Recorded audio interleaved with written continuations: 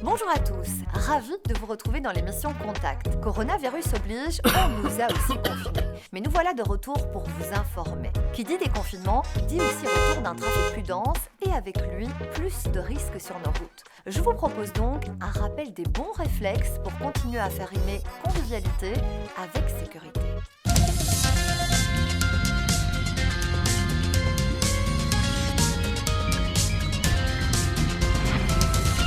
Pendant le confinement, Bruxelles a vu la mise en place d'un dispositif sans précédent. On vous emmène tout de suite le découvrir.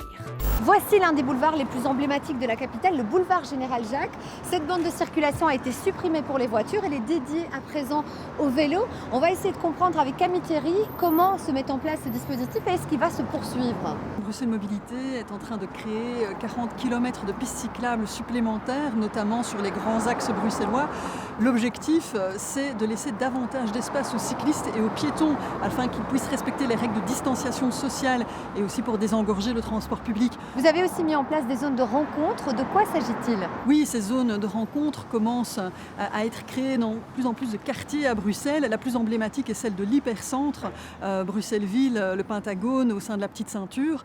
Ça a quoi pour conséquence ? Eh bien, la vitesse y est limitée à 20 km/h aussi pour les cyclistes, trottinettes électriques, speed pédélec, et c'est le piéton qui est l'usager au cœur et donc qui a les priorités par rapport aux autres usagers.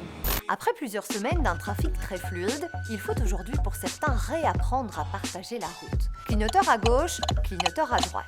Le clignotant n'est pas une option mais bien une obligation. Pensez-y lorsque vous changez de direction, à la sortie d'un rond-point ou encore sur autoroute au moment de vous y insérer, d'en sortir ou de dépasser un autre véhicule. Autre rappel, sur autoroute, on ne squatte pas la bande du milieu.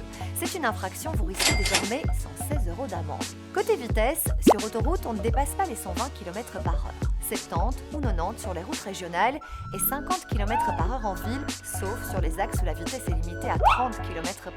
Enfin, que ce soit sur autoroute, à la campagne, en ville, un seul mot d'ordre, la courtoisie. C'est un peu le message de notre campagne.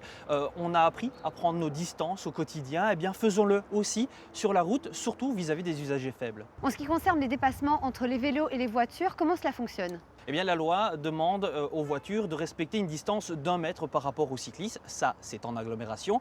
Hors agglomération, c'est reporté à 1,50 m puisque la vitesse est plus élevée. C'est bon aussi de rappeler quelques réflexes. Oui, eh bien, déjà de regarder dans ses rétroviseurs constamment s'il y a des motards derrière nous. Et puis quand on est à l'arrêt aussi, faire attention. Quand on ouvre la porte, de ne pas l'ouvrir trop brusquement. Il pourrait y avoir un cycliste. Et puis si vous êtes à un carrefour, que vous voulez tourner et qu'un motard arrive en face de vous, eh bien, il faut faire attention. On a tendance à minimiser la distance et la vitesse.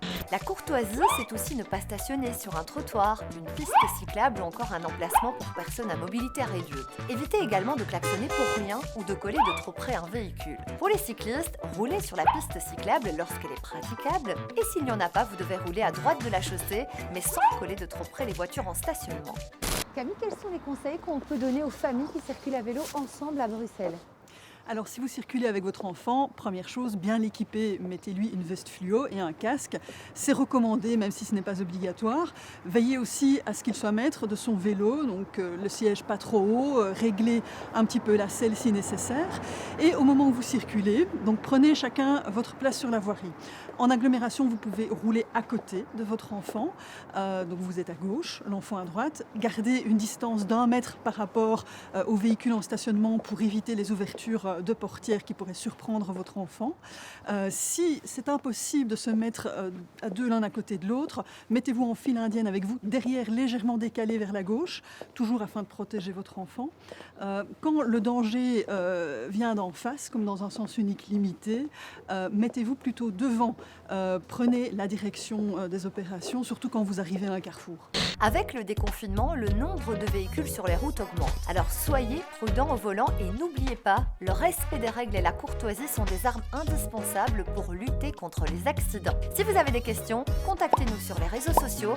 À la semaine prochaine et d'ici là, bonne route!